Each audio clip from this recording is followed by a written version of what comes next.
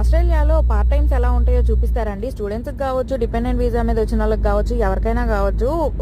అదే part time jobs ఎలా ఉంటాయో ఈరోజు చూసేద్దాము. మనం ఎన్నో రెస్టారెంట్లు ఎక్కి దిగాల్సి ఉంటుంది అనమాట. 1, 2 కాదు, ఒక 10, 15 దిగినా కూడా మనకైతే జాబ్లు అయితే వెంటనే ఇచ్చేసేయారు.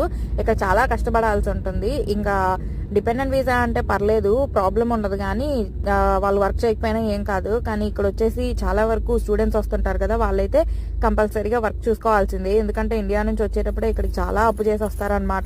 లోన్ పెట్టుకొని వస్తుంటారు కదా, ఒక పక్క లోన్ బర్డెన్ పడుతుంది, ఇక్కడ ఎక్స్పెన్సెస్ అన్ని పడతా ఉంటాయి అనమాట. అవన్నీ కూడా కంట్రోల్ చేసుకోవాల్సి వస్తుంది, వాళ్ళ మీదే డిపెండ్ అయి ఉంటుంది. సో ఇట్లా పార్ట్ టైం కోసం ఎన్నో రెస్టారెంట్లు, ఎన్నో ఫ్యూయల్ స్టేషన్లు ఎతికేసిన తర్వాత ఎక్కడో ఒక దగ్గర అయితే జాబ్ వస్తుంది. అది కూడా మనకేం పెద్ద పే అయితే ఇచ్చేయరు.